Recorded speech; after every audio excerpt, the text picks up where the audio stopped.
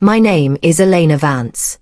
For 24 years, my father, the most feared trial attorney in New York, treated my voice like background noise, while he groomed his junior partners for the greatness he said I'd never achieve. He mocked my creative architecture degree at every family dinner, reduced me to an errand girl in his high-rise firm, and made sure I knew that in his world, only legal logic mattered. But on the final day of the $100 million Vanguard land dispute, in a courtroom packed with the city's elite, a judge did something my father never thought to do. He asked for my opinion. What my father didn't know was that while I was fetching his coffee, I was deconstructing his lies. My grandfather had taught me how to read the bones of a building, and I was about to bring the walls of the Vance legacy crashing down. The Vances were legal royalty in Manhattan, the kind of family that lived in the white space between the lines of the law. My father, Arthur Vance, didn't just win cases. He orchestrated them, turning Vance and Associates into a machine that cleared the way for the city's most corrupt developers. By 2026, he was the gatekeeper to the New York skyline. I was born with what my father called a drifting mind. While he saw life in black and white statutes, I saw it in structural grids, blueprints, and spatial layers. To him, my inability to memorize case law was a cognitive failure. To me, the world was a complex 3D puzzle that wouldn't sit still. My father's response to my architectural talent wasn't pride, it was embarrassment.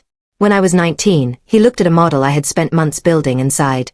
"Elena, it's a shame you spent so much time on a toy when you could have been studying the LSAT. Some people are born to lead, others are just born to decorate." I believed him for a long time, and I developed a silence so deep it felt like a physical weight in my throat. I didn't realize that my drifting mind saw the structural fractures in his lies that his legal logic was designed to hide. The 42nd floor of Vance & Associates smelled of expensive espresso and the ozone of high-speed printers, a scent that usually signaled power. For me, it just smelled like another 10-hour shift of being invisible. I stood by the industrial-sized Xerox machine, the rhythmic thump hiss of the scanner acting as the soundtrack to my life. My task was simple: alphabetize the discovery documents for the Vanguard land dispute, a case my father called the crown jewel of the decade. "Elena, are you still on the A's?"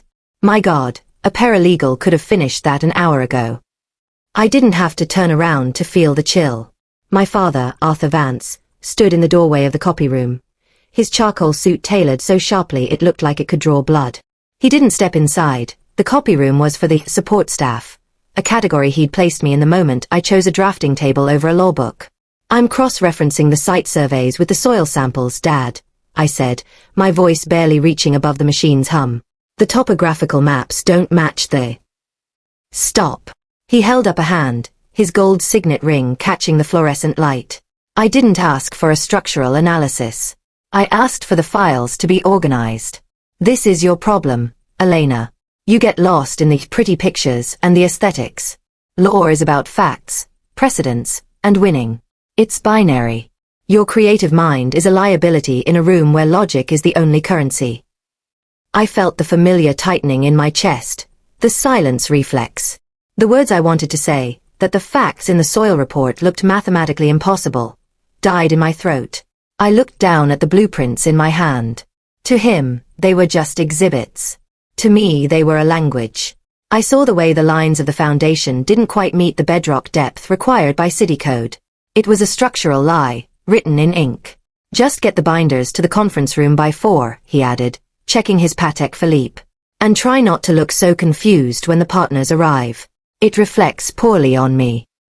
He vanished back into the marble hallway, his footsteps echoing with the authority of a man who never had to justify his existence. I stayed in the cramped, warm room, the heat of the copier pressing against my skin.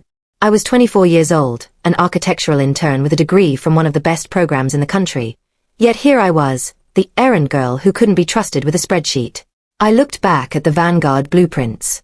My father saw a win. I saw a collapse waiting to happen.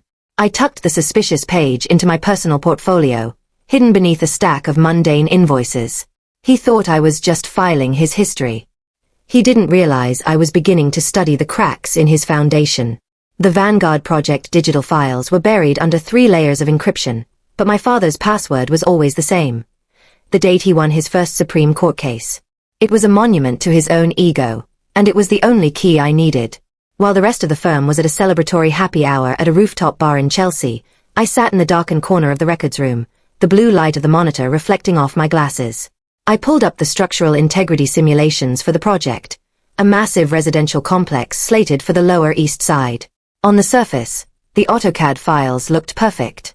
The pillars were thick, the load-bearing walls were reinforced, and the safety margins were well within city limits. But my grandfather had taught me to look at the metadata, the ghosts left behind by previous versions of a file. I ran a comparison script, a tool I'd surreptitiously coded during my internship. The screen flickered, the green lines of the original 3D model overlaying the current red ones. My breath hitched. The bedrock depth hadn't just been miscalculated. It had been manually overridden. Someone had gone into the software and changed the foundation requirements from 80 feet down to 40. They were building a skyscraper on a shelf of silt. The simulation showed that within 5 years, the entire North Tower would begin a catastrophic tilt. It wasn't an accident. It was a calculated risk to save the developer $30 million in excavation costs. "What are you doing here, Elena?" The voice was a whip crack. I nearly knocked my coffee over as I scrambled to minimize the window. Miranda, my father's lead junior partner and the woman he wished was his daughter, stood in the doorway. She was draped in a trench coat that cost more than my car, her eyes narrowed with a predatory sharpness. I was just looking for the revised invoice for the zoning board," I stammered. The silence reflex hit me like a physical blow to the stomach. My heart hammered against my ribs, making it impossible to form a coherent lie. Miranda walked over, her heels clicking like a countdown on the linoleum. She leaned over my shoulder, her perfume, something floral and expensive, filling my space. She looked at the screen, which now showed a mundane spreadsheet of filing fees. "You're a terrible liar," she whispered, her hand resting on the back of my chair. "Stick to the photocopies, Elena. Your father doesn't pay you to think, and he certainly doesn't pay you to dig. If I catch you at this terminal again, I won't just tell Arthur. I'll make sure you never even get a job as a draftsperson in this city." She didn't wait for a reply. She didn't need to. She knew she had silenced me. But as I watched her walk away, my hand went to the USB drive tucked in my pocket. I hadn't just looked at the files. I'd copied the ghost versions. My father thought I didn't have the logic to understand his world, but I had the blueprints to destroy it. The mahogany dining table at our Upper East Side penthouse was a stage, and tonight, the performance was family victory. My father sat at the head, swirling a vintage Bordeaux, his face glowing with the predatory satisfaction of a man who had just brokered a deal that would change the city's skyline. Across from him, Miranda was already celebrating, her eyes bright with the reflected light of the baccarat crystal. "To the Vanguard project," my father toasted, his voice booming against the silk-covered walls. "The foundation of the Vance legacy for the next 50 years. I sat at the far end, my plate of sea bass untouched. In my lap, under the heavy linen napkin, my fingers traced the sharp edge of the printed metadata, the ghost files that proved the North Tower was a death trap. My heart felt like a trapped bird. This was the moment. If I didn't speak now, the concrete would be poured by Monday. "Dad," I started, my voice cracking. I cleared my throat, trying to push through the physical weight of the silence reflex. "I need you to look at something. About the Vanguard Foundation." The clink of silverware stopped. My father didn't look at me. He looked at his wine. "Elena, we are celebrating a multi-million-dollar triumph. This isn't the time for your concerns about the landscaping or whatever aesthetic detail is bothering you." "It's not aesthetics," I said, my voice gaining a desperate edge. I pulled the folded paper from under the table and slid it toward him. It landed near his glass, a stark white intrusion on the dark wood. The bedrock depth was overridden in the final safety filing. "The soil under the North Tower won't hold the weight. It's going to tilt, Dad. Maybe not this year, but soon. The data is right there." Miranda let out a short, sharp laugh. "Elena, I saw you digging in the records room. You're looking at discarded draft simulations. You don't have the legal or engineering background to interpret those files. You're seeing ghosts where there are only footnotes." My father finally looked at me, but there was no warmth in his eyes. Only a cold, weary disappointment. He didn't even touch the paper. He flicked it away with his index finger as if it were a stray crumb. "Pretty pictures, Elena," he sighed, the words hitting me harder than a shout. "You see patterns because you want to feel important. You want to believe your creative intuition is equal to 30 years of my legal expertise. It's not. It's a fantasy. But the math. The math is handled by professionals, he snapped, his voice dropping an octave into his courtroom register. People with licenses. People with logic. You are an intern, Elena. An errand girl. If you ever bring this evidence up again, or if you speak a word of this nonsense to anyone outside this room, I will personally see to it that your architectural career ends before it begins. Do you understand? The silence in the room became absolute. I looked at the paper on the floor, then at my father's immovable face. The reflex won. My throat closed tight, and I simply nodded. I felt smaller than the crumbs on the tablecloth. But as I excused myself and walked toward my room, I realized something. He hadn't said the data was wrong. He had only said I wasn't qualified to see it. The air in my grandfather's old workshop in Queens was thick with the scent of cedar shavings and graphite, a sharp contrast to the sterile, ozone-heavy atmosphere of my father's firm. This place had been my sanctuary since I was 6 years old. While my father was busy memorizing the tax code, Grandpa Elias was teaching me how to see the skeleton of the world, the invisible forces that kept a cathedral standing or brought a tenement crumbling down. I sat at his old drafting table, a massive slab of scarred oak that had survived 50 years of New York winters. My father had wanted to sell the building the moment the funeral was over, calling it a shrine to a hobbyist, but Grandpa had left the deed to me in a private trust. He knew I'd need a place where Arthur Vance's voice couldn't reach. I ran my fingers along the underside of the table's edge, looking for the notch he'd shown me once when I was 12. Architecture isn't just about what you build, Elena, he had whispered. It's about what people try to hide in the corners. My nail caught on a brass lever hidden behind the support beam. With a muffled thwack, a false bottom in the center drawer dropped an inch. Inside wasn't a set of blueprints, but a weathered leather folio and a heavy vintage skeleton key. I opened the folio. My breath hitched as I realized what I was looking at. These weren't just drawings, they were master keys. A private investigative ledger Grandpa had kept during his 40 years as the city's lead building inspector. I flipped through the pages, my eyes widening. There were notations on every major developer my father currently represented. Beside each name, Grandpa had sketched a specific symbol, a cracked pillar, a signature with a line through it, or a dollar sign inside a foundation block. He didn't just ignore the fraud, I whispered to the empty room. He built a career on it. The ledger contained a specific entry dated 2018, Vanguard site. Soil liquefaction risk is high. Arthur Vance requested an alternative survey. Document suppressed. Attached to the page was a physical copy of the original unedited soil report, the one that had vanished from the digital archives. It was the master key to the entire land dispute. It proved that my father hadn't just been misled by a developer. He had actively buried the evidence that the ground was unstable to ensure the project moved forward.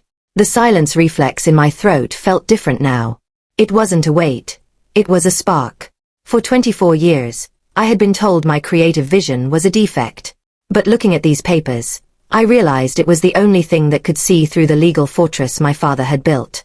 I gripped the leather folio to my chest. I had the truth, and I had the proof.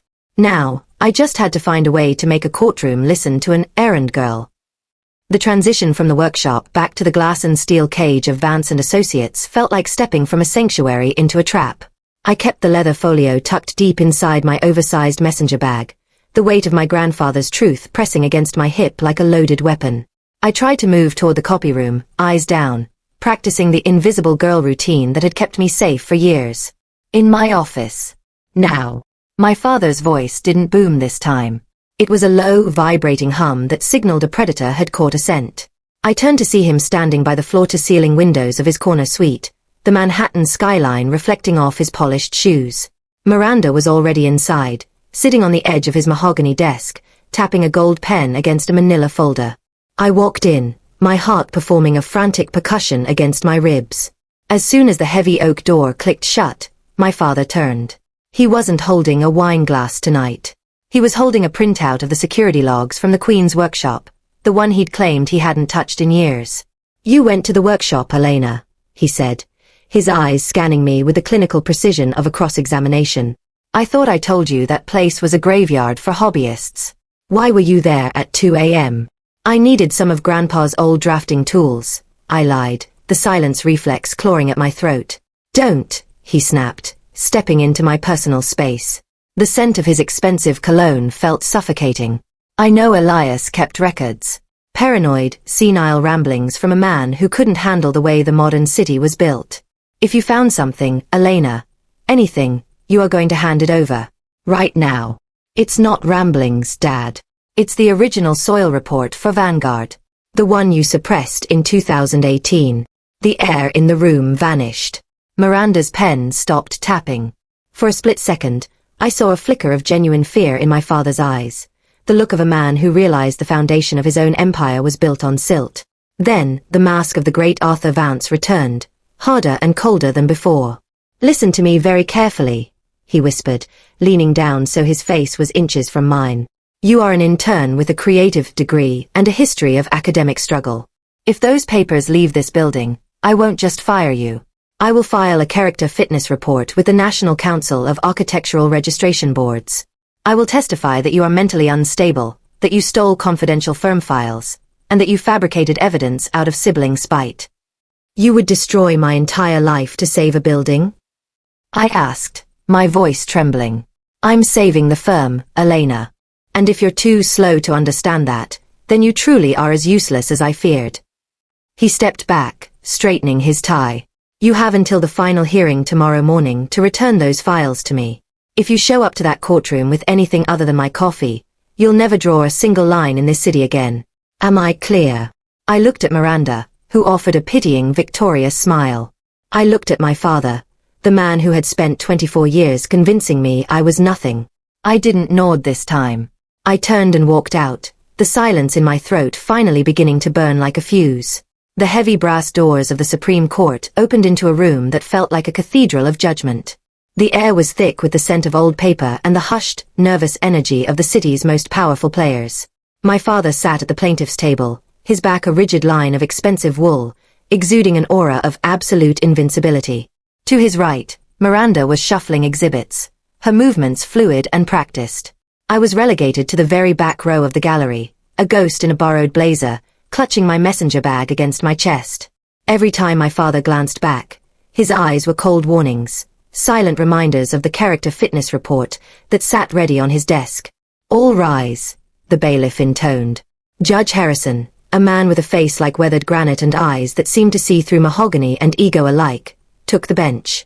The hearing was a formality, a final motion to dismiss the community's injunction against the Vanguard project. Mr. Vance, the judge began, his voice echoing. The community board has raised concerns regarding the 2018 soil surveys. They claim the bedrock depth was misrepresented. Can you confirm for the record that your firm has reviewed all original ecological and structural data? My father stood. He didn't hesitate. He didn't blink. Your Honor, we have conducted an exhaustive review. Every survey, every core sample, and every simulation confirms that the Vanguard North Tower is anchored in solid Manhattan schist.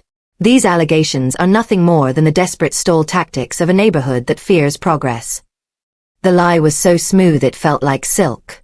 I felt a surge of nausea. He wasn't just winning a case. He was signing a death warrant for a building that would eventually fall. I tried to stand. My knees felt like water. The silence reflex hit me with the force of a physical blow, a phantom hand tightening around my windpipe.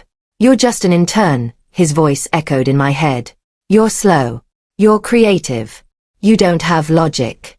Does anyone from the defense or the associated architectural teams have anything to add before I sign this order? Judge Harrison asked, his pen hovering over the document. The courtroom was silent. I looked at the back of my father's head. He was already leaning over to whisper a victory to Miranda. The neighborhood, the families who lived there, the truth my grandfather died protecting. It was all about to be buried under 40 feet of unstable silt. My hand went to the leather folio. I stood up, but no sound came out. I was a structural failure, a bridge that couldn't hold its own weight. Then, the judge's gaze swept the room. He paused, his eyes landing on me, the girl in the back row with a white-knuckled grip on an old leather bag. He saw the panic, but he also saw the defiance. Miss Vance, the judge asked, leaning forward. You look like you're holding a bridge in your hands. Is there something the court needs to see? The courtroom held its breath. The hum of the air conditioning felt like a roar in the sudden silence. My father didn't turn around immediately. He froze, his shoulders bunching under his suit jacket like a cornered animal. When he finally did pivot, his face was a mask of controlled fury, his eyes boring into mine with a silent command to sit down, to be small, to disappear.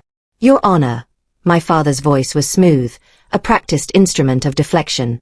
My daughter is an intern at my firm. She's here purely for observation. She's been under a great deal of stress lately, and I'm afraid her creative temperament sometimes leads to misunderstandings of complex legal proceedings. He turned back to the bench, dismissive, already moving to close the trap. If we could proceed with the signature? But Judge Harrison didn't look at the golden pen in his hand. He looked at me. He had seen 1,000 men like Arthur Vance, men who used words to build walls. He saw the way I was shaking, and he saw the leather folio I was clutching as if it were a life preserver. Mr. Vance, I didn't ask for your diagnostic opinion of your daughter, the judge said, his voice dropping into a register that made the court reporters look up. I asked the young woman a question. He leaned over the mahogany bench, his gaze softening but remaining piercing. Miss Vance, you've been sitting in the back of my courtroom for 3 days. You haven't taken a single note, but you've been studying these blueprints as if they were a confession. What is in that bag? The silence reflex flared one last time. My throat felt like it had been swallowed by sand. I looked at my father. He mouthed the word don't. In that one syllable, I saw 24 years of being called the slow one, the errand girl, the disappointment. I thought of Grandpa Elias. I thought of the master keys. I thought of the families who would be sleeping in a tower built on a lie. It's not a misunderstanding, Your Honor, I said. My voice started as a whisper, then cracked open, finding a resonance I didn't know I possessed. I stepped out of the gallery and into the center aisle. The clicking of my heels on the marble floor sounded like a drumbeat. It's a structural autopsy. Elena, my father hissed, stepping toward me, but the bailiff moved instinctively to block him. Let her speak, Mr. Vance, the judge warned. I reached the evidence table. My hands were still shaking, but as I opened the leather folio and pulled out the original 2018 soil report, the fear began to transmute into something cold and crystalline. I wasn't an errand girl anymore. My father told this court that the Vanguard North Tower is anchored in schist, I said, my voice now steady, carrying to the very back of the room. But the original surveys, the ones suppressed 6 years ago, show a 40-foot shelf of liquefiable silt. I don't just have an opinion, Your Honor. I have the blueprints of a disaster.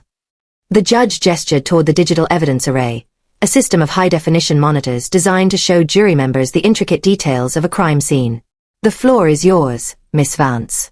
Show us what we're missing. My father's face was no longer charcoal and steel. It was the color of parched bone. He tried to stand, his mouth opening to lodge an objection, but the judge's silent, raised hand pinned him to his chair. Miranda sat frozen, her gold pen finally still. I plugged my grandfather's encrypted USB into the terminal. My fingers, once fumbling and hesitant, moved with the muscle memory of a woman who had spent 1,000 nights deconstructing these exact grids. The main screen flickered to life, displaying a 3D cross-section of the Vanguard site. Architecture is the art of what stays standing, I began, my voice ringing through the vaulted room. But my father's case is built on what he chose to bury. I tapped a command, and a bright red overlay bled across the screen. This is the official survey my father entered into evidence. It shows a uniform layer of bedrock at 40 feet. I swiped my hand, and a second ghostly blue layer appeared beneath it, jagged and terrifying. And this is the master key, the original core samples my grandfather took before his reports were suppressed. The room gasped. On the monitor, the blue lines dropped away like a cliff. The North Tower wasn't sitting on a shelf. It was balanced on a finger of silt. I triggered the simulation I had recovered from the ghost files. When you add the lateral wind loads of a 60-story residential tower, I said, watching the digital building on the screen begin to groan and tilt, the soil undergoes liquefaction. The foundation doesn't just settle, it slides. On the screen, the digital tower reached a 4-degree lean, the structural members snapping like toothpicks. A red, catastrophic failure warning flashed across the courtroom monitors, bathing my father's stunned face in a crimson glow. My father called my creative mind a liability, I said, turning to look Arthur Vance directly in the eye for the first time in my life. He said I lacked the logic to understand the law. But the law is supposed to protect people from exactly this kind of greed. I don't just read the law, Dad. I read the bones of the building. And these bones are rotten. The silence that followed wasn't the heavy, oppressive weight I had lived with for 24 years. It was the silence of a vacuum, the moment before a dam finally breaks. The judge leaned back, his eyes fixed on the red-stained simulation of the collapsing tower. He looked at the documents I had laid out, then at the man who had spent 3 decades as the king of the Manhattan bar. "Mr. Vance," the judge said, his voice as cold as a winter morning. "I believe your daughter has just performed a more thorough cross-examination of your career than any lawyer in this city ever could." The gavel didn't just hit the wood. It sounded like a structural beam snapping. Judge Harrison didn't just deny the motion. He referred the entire Vance and Associates case file to the district attorney for criminal fraud. In the chaos that followed, the courtroom transformed into a whirlwind of flashing cameras and shouting reporters. My father, the once untouchable Arthur Vance, sat slumped at his table. For the first time, he looked his age. His tailored suit seemed too big, his gold signet ring a heavy, useless trinket of a fallen kingdom.